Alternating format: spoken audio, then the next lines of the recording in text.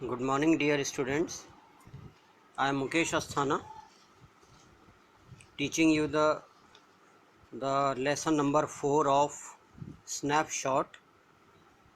Its title is Albert Einstein at School. So today we will study about the great physicist Albert Einstein, who had been given the Nobel Prize, as you know. बहुत बड़े वैज्ञानिक थे ये Albert Einstein. So his childhood has been described in this chapter.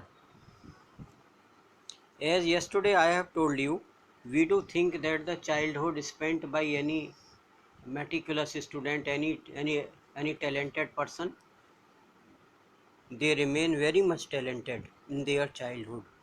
So sometimes it is not so. The circumstances remains very much different from what do we think. जो हम सोचते हैं कि ये बड़े बड़े लोग जो हैं इनका बचपन बहुत अच्छा बीता होगा या ये बहुत टैलेंटेड होंगे, तो ऐसा नहीं होता. This chapter is the example of this Witter saying. So now I read. Albert Einstein 1879 to 1955 is regarded as the greatest physicist since Newton. Newton के बाद इनको सबसे बड़ा फिजिसिस्ट माना जाता है. In the following extract from the young Einstein, the well-known biographer Patrick Pringle described the circumstances which led to Albert Einstein expulsion from a German school. तो ये इस चैप्टर में बताया गया है, which has been written by Patrick Pringle, biographer हैं. उन्होंने बताया कि किस तरह से एल्बर्ट आइंस्टीन को उनके बचपन के स्कूल से, जर्मन के स्कूल से बाहर निकाल दिया गया था. Now I read first few lines. In what year, Einstein asked the history teacher, did the Prussians defeat the French at Waterloo? I don't know, sir. Why don't you know? You have been told it often enough. I must have forgotten. Did you ever try to learn? Asked Mr. Brown. No, sir, Albert replied with his usual unthinking honesty. Why not? I cannot see any point in learning dates. One can always look them up in a book. कोई भी चाहे तो इनको book में देख सकता है. Mister brown was speechless for a few moments. Mister brown जो है स्पीचलेस हो गए थोड़ी देर के लिए. You amaze me Einstein, he said at last. उन्होंने कहा, आइंस्टीन मुझे तुम पे आश्चर्य होता है. क्या तुम ये नहीं समझते हो कि जितनी बुक्स पढ़ाई जाती हैं, जितने सब्जेक्ट पढ़ाए जाते हैं, they are in the form of the books and one can always look most things up in books. कोई भी किसी भी फैक्ट्स को बुक में देख सकता है, तो क्या उन फैक्ट्स को याद करने की जिम्मेदारी स्टूडेंट की नहीं है? That applies to all the facts you learn at school. ये तो जितने सब्जेक्ट हैं उनमें जितने फैक्ट्स दिए हुए उन सभी पे लागू होता है. Yes sir. Then I suppose you don't see any point in learning facts. तो क्या इसका मतलब ये है कि तुमको फैक्ट्स लर्न करने में इंटरेस्ट नहीं आता है? Frankly sir I don't. Albert ने कहा. उसने कहा, सर यदि आप फ्रेंकली मुझसे पूछें, so I do not enjoy this. Then you don't believe in education at all. तो इसका मतलब तुमको एजुकेशन पे भी कोई विश्वास नहीं है. स्कूल में जो एजुकेशन दी जाती है in the form of books, you are not interested. Oh yes sir, I do. I don't think learning facts is education. हाँ सर, मुझे ये विश्वास है कि यदि हम फैक्ट्स लर्न करते हैं तो ये एजुकेशन नहीं है. ये next page.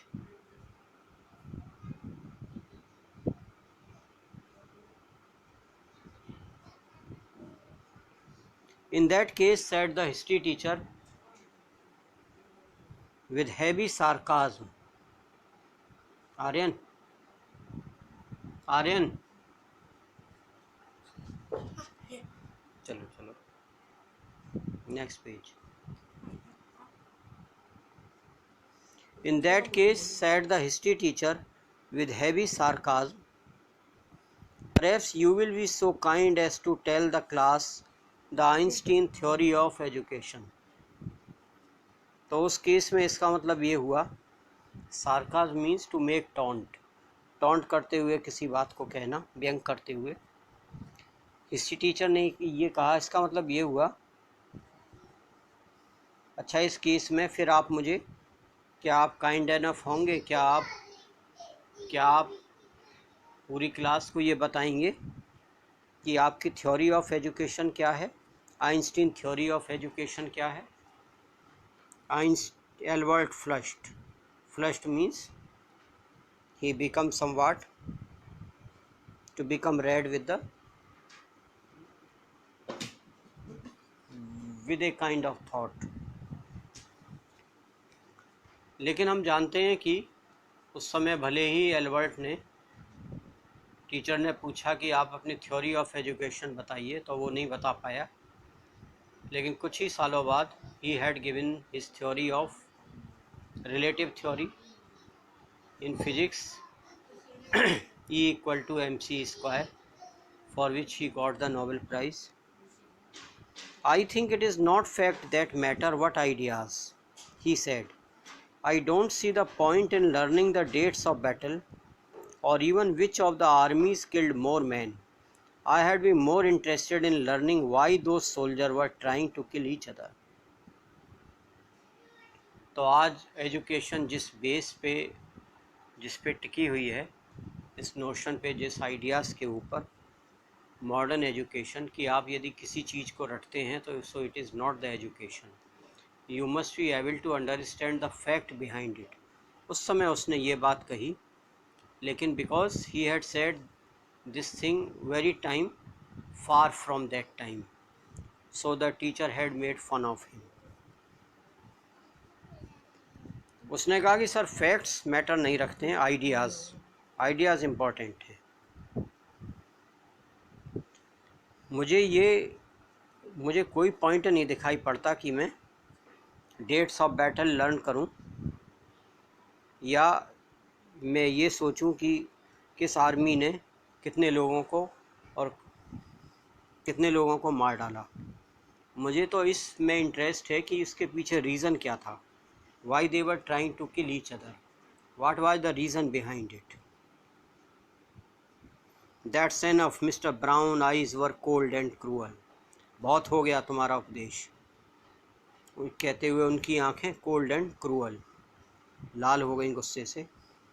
We don't want a lecture from you, Einstein.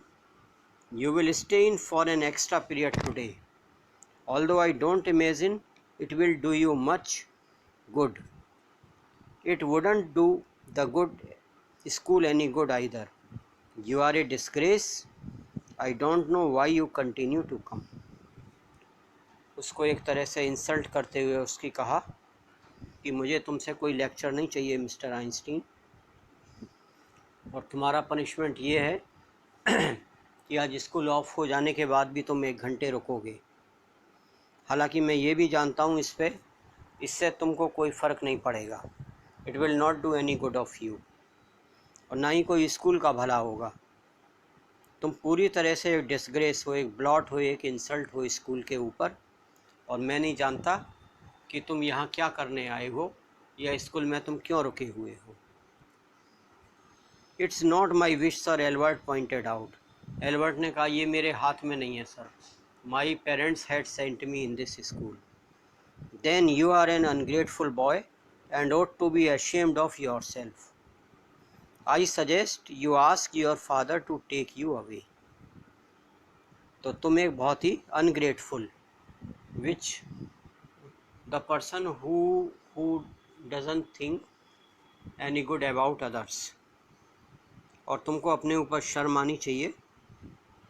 मैं तो ये कहता हूँ तुम्हारे फादर को तुमको यहाँ से टेक अवे कर लेना चाहिए, ले जाना चाहिए उनको। तो ये इस तरह की बहस हिस्ट्री टीचर और उसके बीच में हुई, जिसका जो एंड हुआ that was not good for Albert Einstein. और इस तरह के इंसल्ट, इस तरह की डिस्कशन, रोज़ाना हॉट डिस्कशन जिसको हम कह सकते हैं, डेली किसी न किसी टीचर के साथ उसके हुआ करते थे। So he was very much infamous in the school. Albert felt miserable when he left school that afternoon. Not that it had been a bad day. Most days were bad now. उसको बहुत ही बुरा feel हुआ, miserable feel हुआ, इसलिए नहीं कि आज उसके साथ ये हुआ था, ये उसके साथ रोज़ाना होता था। जिस किसी भी दिन वो स्कूल आता था, इस तरह की इंसिडेंट हमेशा होती थी उसके साथ। But because he had to go back to the hateful place the next morning. इसलिए भी उसको दिक्कत होती कि दोबारा उसको दूसरे दिन फिर ऐसे हेटफुल प्लेस पे यानी स्कूल के लिए जाना पड़ेगा।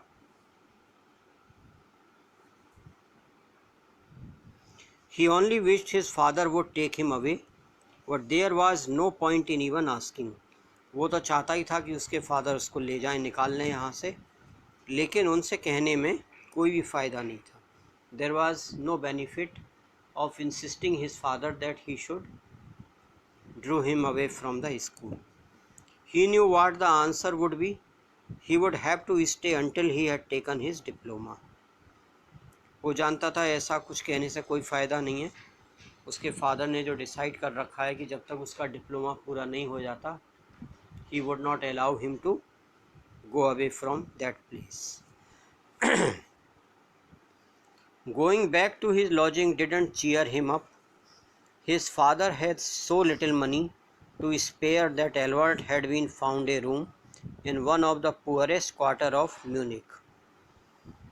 तो जब वो स्कूल से अपने घर की तरफ चला, उसको ज़रा भी खुशी नहीं हुई। He didn't feel any. He was not happy. He was not elated. क्योंकि उसके फादर के पास इतना कम पैसा था, ही was very poor, very poverty stricken, कि उन्होंने उसको एक एल्बर्ट को म्यूनिख में यानी जर्मनी में, वहाँ के सबसे गरीब समझे जाने वाले इलाके में एक कमरा दिला रखा था। He didn't mind the bad food and lack of comfort, or even the dirt and squalor. But he hated the atmosphere of slum violence. उसको इस चीज़ की भी परवाह नहीं थी कि वो ऐसी जगह पे रहता है, या उसको खाना नहीं मिलता, अच्छा खाना नहीं मिलता, या आराम नहीं मिलता, या इतनी गंदगी रहती है चारों तरफ। स्क्वेलर मीन्स इनसैनिटेशन, गंदगी। लेकिन उसको किस बात से दिक्कत होती थी कि जहाँ जिस स्लम में वो रहता था, वहाँ पे वायोलेंट लोग बहुत थे, बहुत ही हिंसक घटनाएं होती रहती थी। People were use to kill each other and these kind of incidents were a normal thinking, were the normal routine of that slum. His landlady beat her children regularly, and even Saturday her husband came drunk and beat her. तो उसकी जो land lady थी वो बच्चों को मारा करती थी कंटिन्यूसली, और उसका हस्बैंड जब आता था सैटरडे को तो वो अपनी वाइफ को मारा करता था। उसका एक फ्रेंड था Yuri, he was a bosom friend of him, he was his closest friend. But at least you have a room of your own, which is more than I can say, said Yuri when he called round in the evening. शाम को जब Yuri उससे मिलने आया तब Yuri ने कहा, लेकिन कम से कम तुम्हारे पास एक रूम तो है जिसको कि तुम अपना कह सकते हो, स्कूल से आने के बाद जहाँ पे तुम आराम कर सकते हो. At least you live among civilized human being, even if they are all poor student. Albert ने कहा, लेकिन मुझे तुमसे कुछ ईर्ष्या है. I have some jealousness with you because no doubt you remain in the same environment, but people are there much more civilized. They are not all civilized, Yuri replied. Did you not hear that one of them was killed last week in a duel. Yuri ने कहा, नहीं, वो सारे लोग सभ्य नहीं हैं. क्या तुमने नहीं सुना कि उनमें से लास्ट वीक एक आपस में हॉट टॉकिंग हुआ था तो उसमें एक व्यक्ति ने दूसरे को मार डाला था। And what happens to the one who killed him? Albert ने पूछा, उसका क्या हुआ जिसने मारा था? नथिंग ऑफ कोर्स, कुछ नहीं हुआ। He is even proud of it, उसको तो he has been appreciated by all the people there. His only worry is that the authorities have told him not to fight any more duel. He is upset about this because he has not a single scar on his face to bear for the rest of his life as a badge of honor. तो आप समझ सकते हैं कि उसने ये कहा कि नहीं, मुझे चिंता इस बात की है कि पुलिस अथॉरिटीज़ ने उससे कहा कि आगे से कोई भी इस तरह की बात नहीं होनी चाहिए। और चिंता उसको इस बात की है कि ही had not a single scar. Scar means identification of any fighting on his face. चेहरे पे अगर कोई दाग धब्बा होता लड़ाई का तो और लोगों को लगता कि he is the famous person, but he had not got any kind of marks there as a badge of honour. Oh exclaimed Albert, and these are the students. और बताओ, ये अपने आप को स्टूडेंट्स कहते हैं। Well, you all will be a student one day, said Yuri. Yuri ने कहा, क्यों चिंता करते हो, तुम भी तो एक दिन स्टूडेंट होगे। I doubt it, said Albert gloomily. Gloomily means in a disappointed way. उसने कहा, नहीं, मुझे तो विश्वास नहीं होता। I don't think I will ever pass the exam for the school diploma. मुझे नहीं लगता कि मैं कभी भविष्य में कभी स्कूल से डिप्लोमा लेने में सफल हो पाऊँगा। So okay student, for today it's enough. If you have any kind of query, you can ask me anytime. Thank you very much.